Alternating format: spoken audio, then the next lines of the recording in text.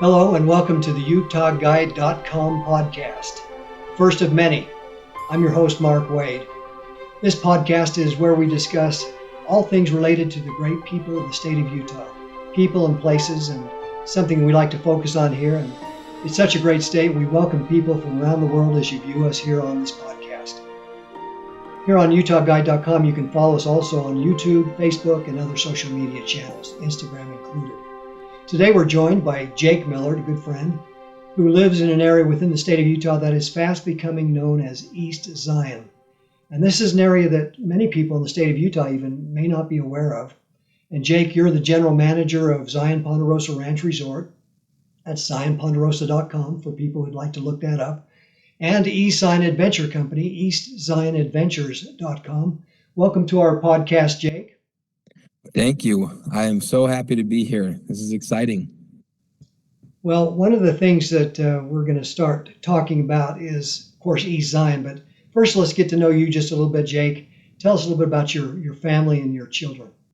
Sure. I am happily married, thankfully. I actually met my wife down here in the East Zion area. Maybe we can share a little bit about that because she was a seasonal worker down here, and she just kind of fell in love with the local kid charm, and I tricked her into staying here, and now she's actually pretty happy finally. She wants to stay here herself. We got 4 kids, 2 boys, 2 girls, beautiful kids, 10 years old down to 2 years old, and we are living what I would call the dream life down here in southern Utah. Well, Jake, I've followed your career for many years, and it's interesting. You've gone from starting with a resort there on the east side of Zion National Park, and that's what we want to talk about today is East Zion. But tell us a little bit about where East Zion is, and we're going to pull up a map here as you talk about it and just try to give people a little bit of the lay of the land. Yeah, sure. So if you look at Zion National Park, most people are aware of and keen in on Springdale and that side of the park, and I like it, but I kind of like to call that the urban experience of Zion. It's a little more commercialized, a little more busy and kind of crowded. And we're over on the opposite end. So instead of that kind of southwest end of Zion where Springdale is, but rather over on our side, it's the east side of Zion National Park. And I affectionately call it the quiet side of the park. And we intend to keep it that way, but we do like to share it and bless the lives of others while we're there. So you got that map up there right there. You can see the kind of shadowed area. You can see the shadowed area of where Zion National Park is and exactly where Zion Ponderosa rests, right along that border of the east border of Zion National Park. Yeah, and I'm highlighting that there. Now let's talk a little bit about this east side of Zion National Park, because if people are trying to get to this area of Utah, let's just look at the lay of the land again here. This is the corner of Utah, and this is Arizona. This is Nevada over here. Interstate 15 coming from Las Vegas comes up this way towards the southwest corner of Utah, and that's an interesting area. They're coming up in elevation from, I think, 1,000 feet in Vegas to, where you're at, Jake, you're at 6,500 feet. But as you look at Interstate 15 here, that didn't used to be there, of course, back in the day. This is Highway 89. These were old roads back in the day, but this road that goes through the park up through here did not exist until I think 1930. Tell us a little bit about what happened there. Yeah, the early explorations of the park, they would get up into the upper ends. I know, one of the famous areas is John Wesley Powell exploring the east fork of the Virgin River into the Parunaweep Canyon, and just this upper area of the park up here. Most explorers were getting down into the lower end of the park, which is actually the north fork of the Virgin River, into the main Zion Canyon area. And there really wasn't a way to kind of connect the upper side with the lower side of the national park until they did a lot of exploring. They did a lot of checking different possibilities and routes of how they could get, from one side to the other, till they decided it was time to just bore a tunnel into the park. I think it's 2 miles or something close to that. Or maybe it's not quite 2.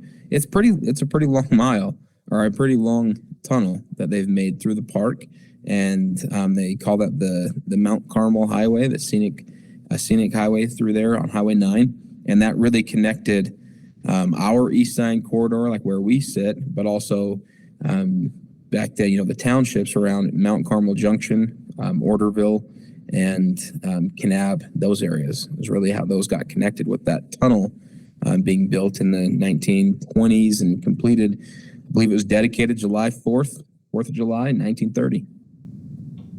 So very interesting, because you look at these switchbacks. They had to cut a road all the way up the side of this mountain, and they put this mile-long tunnel that you're talking about right through that face of that rock right there, and then it connects all the way up on the east side of the park. And then they had a lot of road building to do all through this area of the park, didn't they?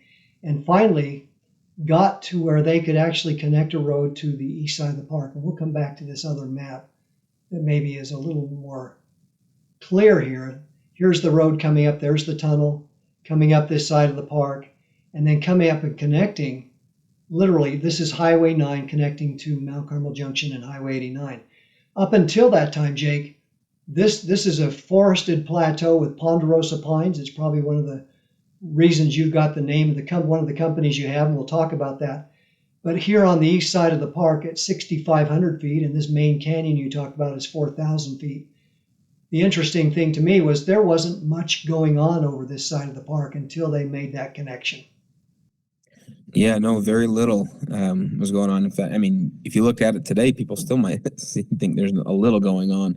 But yeah, there was not much, because there wasn't a through route. And I can imagine what it was like to be around in those days. And you look at these big slot canyons that we have everywhere, they kind of dictate whether or not you can pass by. When you come down to a cliff that's 800 feet sheer cliff and there's no way to get by it, yeah, that kind of it stops the development of an area. But yeah, up there on that plateau, the Ponderosa Plateau, is actually the way I understand it is we used to have Native Americans that populated the area, and they'd live down in these canyons near the water, but they would come up to these high grounds like this Ponderosa forested plateau that you were just mentioned, and this is where they would do a lot of their hunting. So Zion National Park is actually about the size of Yosemite National Park. It's about 30 miles from end to end, about 15 miles at this widest point here. You're the general manager of an operation called Zion Ponderosa Ranch Resort. There's a little bit of history to how that happened, and let's talk, before we get into the history, let's talk about what is what's actually here against the boundary of this park with Zion Ponderosa Ranch Resort. Tell us about that. Yeah, so it's our ranch is a full family ranch, and we've got I'll just tell you, since as long as it's been in my family, we've always had this view of sharing it with everybody who we can. We want to have and share unique experiences with people. And so, the ranch being right next to Zion National Park, and this place of peace and retreat from the world, it's something we think is valuable, and we want to share it with people. There's some trailheads that come off the area and hike into the park, and we've got some development that's happened up here over the years. Some of these, there are some private lots people can own. We've got our resort, of course, that we operate. There's not a lot up here besides us at this point, but that's okay, right?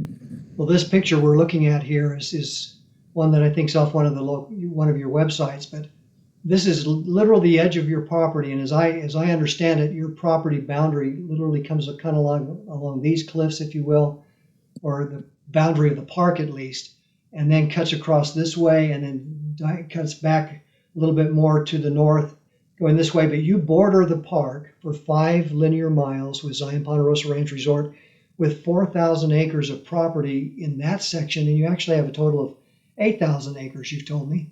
And so how did you acquire all that land? My great grandpa, I call him lucky, but I think he was pretty opportunistic, and he had grown up out here in Utah, and business had taken him out to California. He always wanted to come back, And kind of long story short, his daughter and son-in-law were visiting from Brazil on a weekend out in California, and they started reading the LA Times and read about this ranch for sale out in southern Utah. And so on a whim, they decided to throw all the kids in an old Lincoln Continental, drive across out here to Utah, and they came through the park and up that North Fork Road that we're located on. At that time, like you've mentioned, it wasn't a lot going on. So it was an old dirt road, wasn't maintained. And they were able to buy the ranch. My grandpa says he brought $500 in his pocket from a catering job the night before, gave it to him, gave it to the rancher selling the property, and said, I'll trade you my house back in California as the rest of the down payment. And it's kind of a done deal. He came back and talked to his wife, and he said, honey, I got good news and bad news. The good news is we're going to own this fantastic ranch here in southern Utah. The bad news is we're going to move into a trailer for a little while, and we got 5 kids living at home, so it wasn't an easy thing. But they did it, and that's how the ranch came into our family. That happened in 1962, and it's been in our family ever since. Yeah. So you have a history, I know, you've told me about this, that your family for years was, as you were young, you had the opportunity to come to this ranch. Here's kind of the boundary lines of the park right here, and here's the east entrance to the park, and this is Highway 9 coming out of the park. You were talking about this dirt road that you would have had to follow. It follows about 5 miles up this way and comes to your property, where you border the park for 5 linear miles. And that's pretty fantastic. You know, there's not a lot of places in the entire world where somebody can say they have at least 4,000 acres just in that area that borders a national park that's of the caliber of Zion National Park. And so tell us a little bit about just quickly about your growing up here, but then you went through several stages of working for the resort, and not just the resort, but you had an outfitter operation or an adventure company that was part of the ranch as it developed. Give us a little bit of background on that. Yeah. So my history with the resort, by my memory, starts when I was a little kid, coming down here with my grandpa, and he'd drive us around on the property, and we'd go on hikes and see different things. And I'd spend a lot of times in the summertime coming down here, catching lizards and building forts and riding some 4-wheelers and just camping and having a great childhood. I can't tell you how blessed I was, and I didn't realize it at the time, but it was such an amazing experience to have, and an opportunity to have that as part of my childhood growing up, to come down here on the summers and be at the family ranch. Obviously that started, like I said, in 1962 when my great grandpa first bought it, and he always had this dream and vision of sharing it with people. And it didn't really matter where he was in the world. He'd always be telling people, you got to come down and see my ranch. You got to come down and see Zion. And at the time, as we were growing up, my mom talks about it. She says it was almost a little embarrassing. And be like, Grandpa, we don't have anything down there. What are you going to do with these people when they come down and see the ranch? But, little do we know, he had a foresight and vision for what it was going to be eventually. And he always dreamed of getting visitors here from all over the world to see Zion and to see and be a part of the ranch. And he says, when he'd take us up to different viewpoints, he would always say, look out here, kids, what do you see? And we say, oh, it's the ranch. It's your ranch. He said, who owns it? Whose is this ranch? And we'd all say, oh, it's your ranch. And he'd always respond back in the same way and say, no, it's our ranch. And that's something that we still believe in sharing today, is that it's our ranch to share with everybody and to be able to have really special experiences. And I eventually, my family moved from the Salt Lake area to come down and work here when I was a young kid. And so those summer memories turned into everyday memories, and eventually turned into me working as part of the team. Zion Ponderosa Resort was actually started in 1995.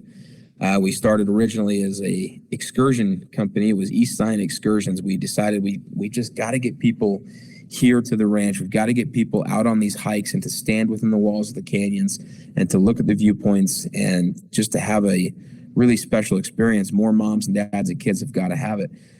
And so we started this excursion company to take shuttles to different trailheads. Well, that pretty quickly turned into people need a place to stay, so we built a campground, and people need a place to eat, so we decided to go all in on a full-blown resort. And that was I said 95. All these years later, we've kind of slowly grown into everything that we are today. You mentioned 7 different unique lodging types, soon to be 8, and we host anywhere from 5, 6, 7, 800 people a night in the summertime here, and different cabins and glamping tents and things like that. And it's just really us trying to share that family experience and dream that we had, like I had my childhood growing up, sharing it with others, giving them that same opportunity to have a similar experience, to come down to the ranch, stay in a cabin, stand in some amazing places, go on a Jeep tour, see some hikes. It's amazing. So you've mentioned here's some of the lodging types that we're talking about, from camping and glamping and tiny homes coming this year, cowboy cabins and cabin suites and vacation homes. So there's some great lodging experiences there, and you started simultaneously back in the day an adventure company, and that adventure company has been growing a little bit. I know over the last few years it really was an adventure company for the resort to begin with, as I understand it, and now you've expanded the adventure company. Tell us a little bit about some of the things you offer through that adventure company, but where do you offer those things? Sure. So you're talking about East Sign Adventures, which was, I would guess, the second attempt after East Sign Excursions, which I talked about, and then the resort started, and then East Sign Adventures was a part of the resort, just kind of more like a recreation department of how to get out and do some fun things. But it's grown into its own entity and kind of its own special, unique thing. We operate tours taking visitors from Zion Ponderosa, some other resorts around close by. We serve 5 different locations, including down in Orderville, Mount Carmel.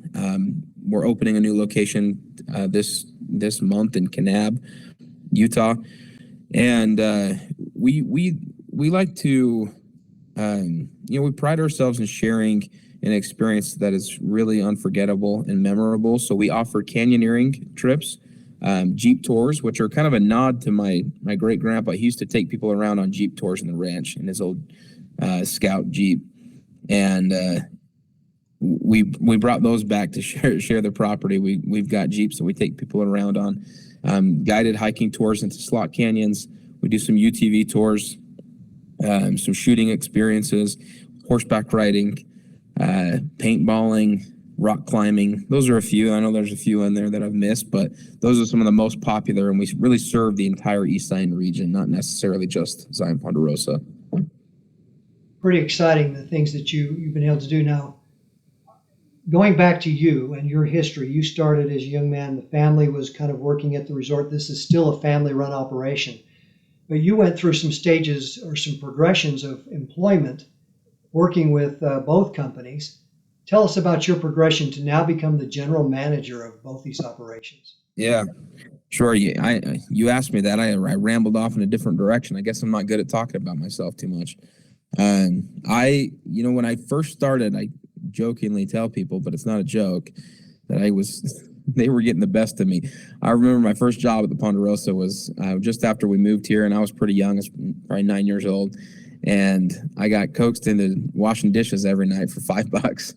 And it was a great time. I thought it was the best thing in the world. And really, ever since that time, I've been involved with working at the resort in one way or another. And yeah, I've spent a few years away and come back, but I've pretty much always held a job or a position of some sort of the ranch. Started those youngest years doing dishes, mowing a lot of lawns, changing a lot of trash cans, and just really getting outside and doing whatever job was there to be done, which is, there's always something. Eventually, I was able to work into guiding for the recreation department, which was the early stages of East Sign Adventures. And I spent a lot of time standing at viewpoints like what you got on the screen right here, and taking people into canyons and having that really unique kind of one-on-one experience with people, sharing those experiences in the way that my grandpa envisioned. And that's where I think prior to that experience, which was actually maybe right around 21 years old, I had always thought, I'll leave, I'll go work somewhere else. And I got my degree in accounting and decided I was going to go do something different. But those years guiding and spending those kind of special, quiet, I would call them sacred moments with people and their families really converted me to why we're in business and what the purpose and cause is of our ranch and our property. And it made me realize I wanted to have a long-term experience here. And so when a position opened to become the manager over this recreation company, I talked to the general manager of the resort at the time, who was kind of overseeing everything, and interviewed for the position, and they allowed me to do it. And I was a manager there for 5 years, and I was really proud of that, really proud of helping to develop the quality of experience that we share with people, not just fun, but being also very educational, also being very emotionally impactful for these people. And that was kind of the launch to, this is my career, this is where I want to be. Did that for 5 years. Eventually, the resort needed a little bit of help in some HR stuff, so I did that. Resort needed a little help in sales and marketing. That's where I really kind of hit my stride, and where I got to work a lot with you, Mark, which was a great time. Got to learn a lot from you and the things that you've been able to be skilled at throughout your life, and really appreciate that about you. I can't fail to mention that.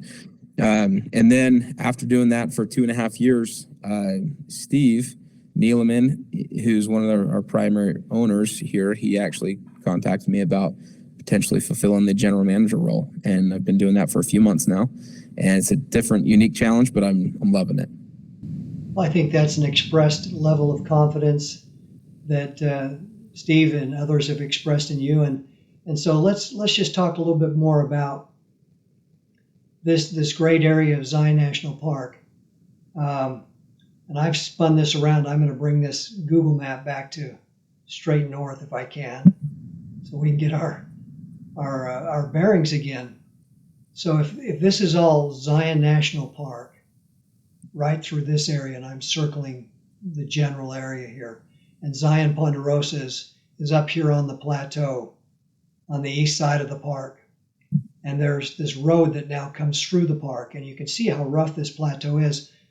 Zion National Park, I think, is very interesting because it goes from 4,000 feet roughly to up over 8,700 feet in the park, in parts of the park, and you're at 6,500 feet.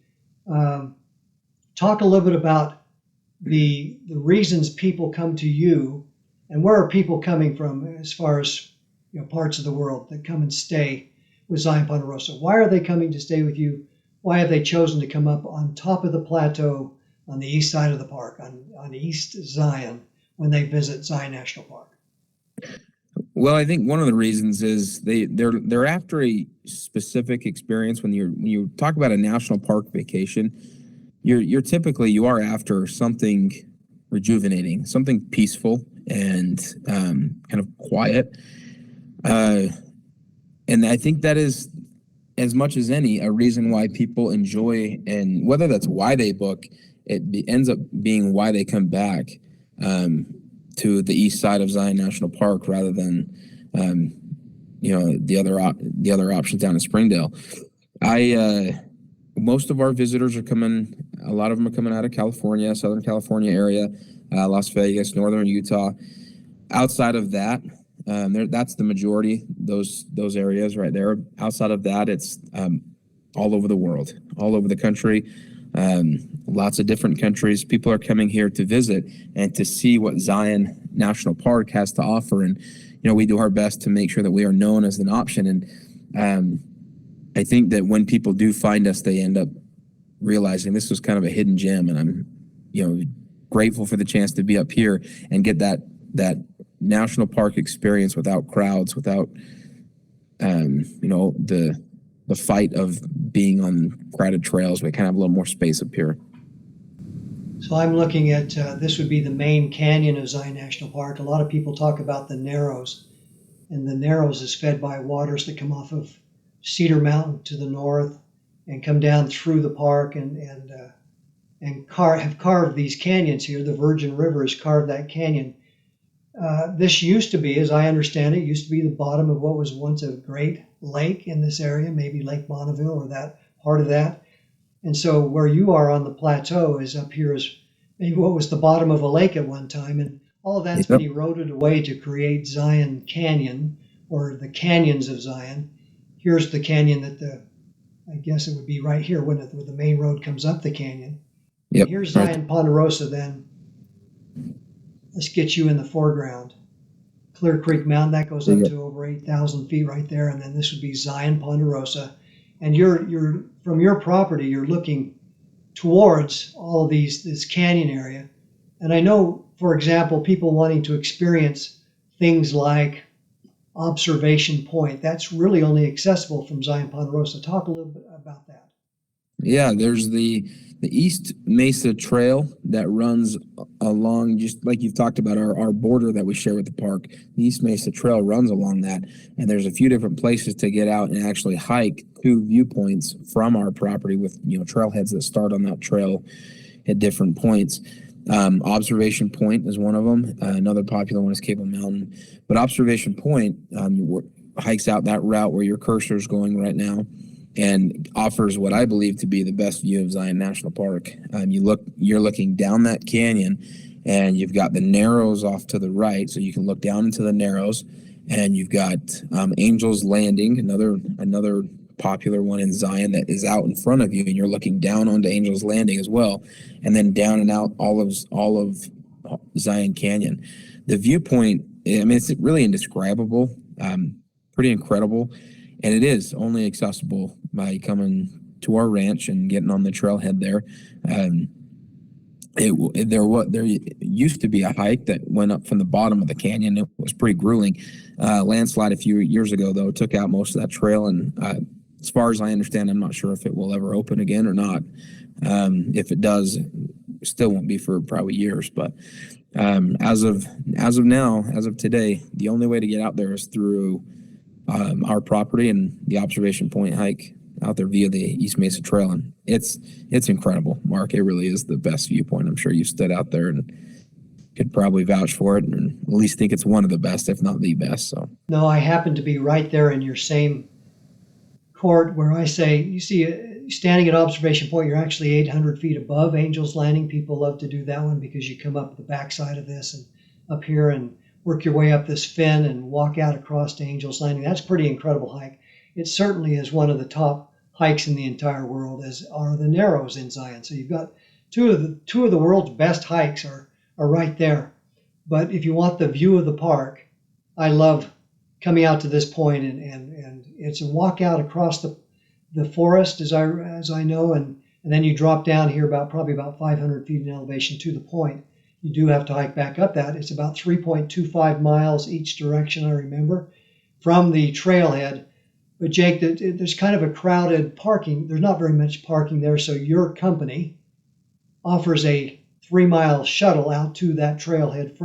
They can actually come and park at Zion Ponderosa and then follow a road that takes them right out to the trailhead. And you do that all day, every day, don't you? Yep, we do, and that's just an effort to be a good keeper of the land and help protect it.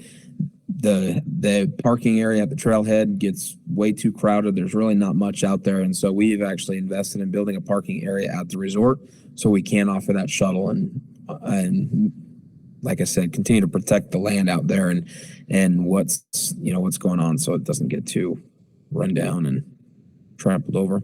But it is an incredible hike, and it's really a gem from the East Zion's perspective, being able to share that with people and have like I said, maybe the best view of Zion and a lot of bang for your buck. You said it's 3.2 miles, just a little over 6, about 6.5 maybe round trip. Takes people about 3.5 hours. Most people can do it, and without a ton of elevation change, and the view will be unforgettable for you. So yeah, it's definitely one of the best. You also guide Angel's Landing hikes in the park. You guide other hikes inside the park for people that would like a guide to go with you. You also have hiking trails on the property, and let's just look at the main area of Zion Ponderosa Ranch, which is an incredible setting. Here's the North Fork Road coming up into your main area, and you've got your vacation homes and glamping and cabins and all the things you offer. And then you've got this canyon on your property, this canyon on your property. It's quite, and then the boundary of the park coming kind of like this. I'm tracing it roughly. But you've got such an incredible area that people have access when they come to stay with you. Talk a little bit about 25 years ago as you really started to get into earnest about bringing a resort to an area that's remote. There's nothing there. I know that you had no water, you had no power, you had dirt roads. There was nothing here. Talk briefly about what you've had to do to create some infrastructure here and what is ongoing with that. Well, I can't say that I've done it all, that's for sure, but family members before me have done a lot of work too to make this dream come true. And I mentioned Steve, my uncle. He always has a saying where he says people, when they look at the property, they're always amazed and say, "I can't believe you've done all of this." And he says the amazing thing to him is that if you look and what you can see above ground isn't even as much as there's probably more investment beneath the ground or at the ground level and below than there is above the ground here at the property, because it has been a lot of work and a long time. There wasn't anything out here. So the process of doing things like having water up here, we drilled some wells. My great grandpa, he actually drilled some wells out here that served a little bit, but they don't produce enough to serve our property. So we actually pump water through some lift stations, but bring it up from about 5 miles down the mountain away from the property to bring it up to serve all these people. Water treatment after it's been used is on property. We've got power and 3-phase power that we finally got put in a couple of years ago. Buried it all in the ground to try to preserve the viewpoints off of the canyons and the trees and things, to not have the above ground power poles and things. Just the subdivision and the homes and the opportunities for people to actually own a piece of this have been here and have brought about its own challenges and the continual upkeep too. It's kind of crazy, sometimes at 6,500 feet down here in southern Utah, there are some winters when you'd think we could be a ski resort, and then there's other winters when you'd think we never get snow. This is it's like year round, summertime. But we land right in such a way that in the high desert here of southern Utah, sometimes we're on the snow side and sometimes we're on the desert side, and it's just kind of tough to ever know. So the upkeep on this is always a challenge too. But again, it's a fantastic place. Brings about challenges that we're happy to help solve and share with other people. I do love what you've got here is just the park showing its connection into. Or showing our property and its connection into the park. And you can actually see, if you look close, you can actually see some of those hiking trails, like the East Mesa Trail. I can see it out there. Some little lines working its way through the park, but on that rim right there where you're showing, we can jump onto those things right from the property. It's fantastic. And I can see this coming across, and you actually have, besides Observation Point, you have access to Cable Mountain overlook and to Deer Trap overlook over this way. And so 3 really world-class views that are only accessible from Zion Ponderosa's property, really. And then, you mentioned the weather. We're recording this podcast in 2023, spring of 2023, and here we are. You've got this canyon that's got water flow right now with a waterfall in that canyon. You've got this canyon right here that goes into Jolly Gulch and a waterfall off of that one going right now that's strong. And so people that were visiting right now would be lucky to be visiting Zion Ponderosa and be able to walk from their property or take a Jeep tour down to these areas and see those waterfalls right there. But there's going to be waterfalls flowing this spring in the main canyons of the park as some of these big drainages bring waterfalls off of these cliffs during the spring runoff, aren't they? Yeah, sure. I mean, I think in our area, it's over 300% of normal, snow this year. And so there's a lot of snowpack up in the mountains too, that's going to keep that water coming down. And it is unique. It's cool. It's interesting. There's some years as I've grown up and I didn't always realize what caused or didn't cause these things. And I see a big waterfall and I think, oh, this is so cool. I'll hike out there the next year and it's dry as a bone. And it kind of changes with the times, but specifically this year, it'd be a great year to come and see some running water around and through Zion. Well, you've got a bright future ahead of you. I know there's some plans to do some things on the east side of the park that we could talk briefly about. One of those is potentially to build a visitor center near you that the park would actually manage. It's a couple of miles outside of the park gate, about coming up Highway 9 before you get to the North Fork Road, which takes people to you. But it would Yeah. actually be in this area here. And that would be something that may come in the next few years. And then if that does happen, I know there's also possibilities, and this would be a longer possibility of getting a shuttle, just like they have up the main canyon. And 10 months of the year, you can only access the main canyon of the park via shuttle unless you're happy to be staying at the lodge inside the park. There are a couple months of the year, at least right now, when you can drive your vehicle in the winter months, maybe December and January, up the main canyon, but that could change, couldn't it? But the future of what will be happening on the east side, East Zion, if we will, and that's what we started this conversation with, is that there may be some things that will be developed here, but your goal, and I know the goal of a few other landowners in this area, is to keep it simple, to keep it quiet, like you said. Sure. Yeah. I mean, we think that's one of the things that's so special about it. So we want to lean in on that. And thankfully, there's a few primary landowners up here in this area that all agree and kind of have a unified vision of what it might look like 50 years from now. And we're really working for that unified vision to come true. We don't want to grow just for growth's sake. We want to grow intentionally and with purpose and with the end in mind as far as what's the actual product look like 100 years from now when we're all gone. And we want it to be preserved much like it is. So yes, we have some things in the works with some private land and public land in the national park partnerships going on with potentially a East Zion Visitor Center and an East Zion shuttle service, and those are to help help grow in the right way. One thing we take really very seriously is it's our job to help preserve and take care of the national park. And so when the national park gets overrun with visitors, that's not good for any of us. It's not our job to fill up our rooms and just drop people at the gate of the park and say, okay, go fend for yourself, have fun. Our purpose is we're trying to gray that line of the park. And there's so much beautiful land outside of Zion National Park itself, whether it's on BLM land or if it's on private land. Our goal is to get people to come here, stay for not 1 or 2 nights and fight crowds in Zion, but actually stay for 4 or 5 nights, even more maybe, and spend a day or 2 in Zion, but spend another day or 2 on the resort property, spend another day or 2 on some BLM property. And that's what's I think unique about, well, not unique, but it's one of the initiatives why we do what we do with our recreation company, is to provide people those things to do that are outside of the park that may be inaccessible without our expertise or without our permits or without our negotiations on private land and different things like that. So we try to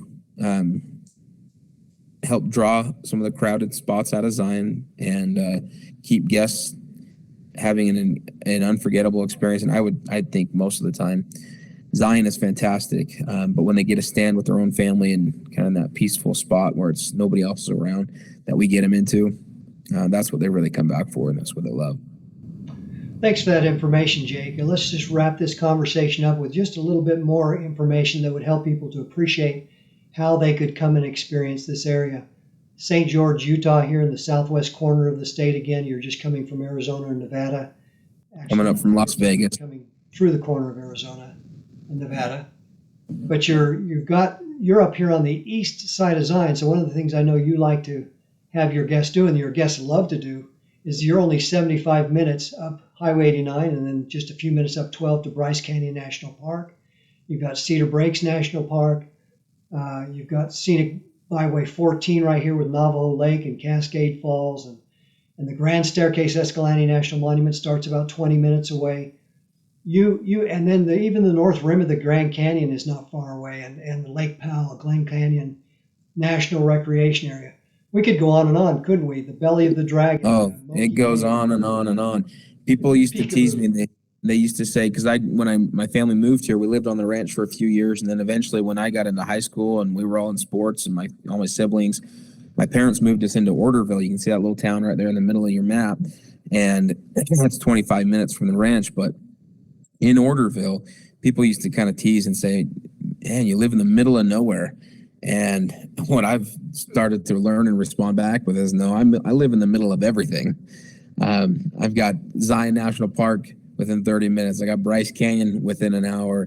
I've got the Lake Powell within an hour and a half, North Rim within 2 hours, all the other state parks, the Coral Pink Sand Dune State Park, the Cedar Breaks National Monument, and every other hidden gem in between that we like to, we like to invite people and share it. We don't want it to be overcrowded and overrun, but we think it's a blessing to be shared. But yeah, middle of everything, not middle of nowhere. I like that. I appreciate you taking the time to join us. Again, this is Jake Millard. He's the general manager of Zion Ponderosa Ranch Resort. That's zionponderosa.com. And East Zion Adventures, eastzionadventures.com. You've got your hands full, Jake, and we'll wish you well as you continue on into this coming year of visitors from around the world coming to visit what we think is one of the best parts of the entire world, don't we? Yeah, absolutely. And I really appreciate the opportunity to be on here, Mark. Sorry if I'm a rambler. I know it. So I apologize to any of the listeners that are thinking this guy just doesn't stop.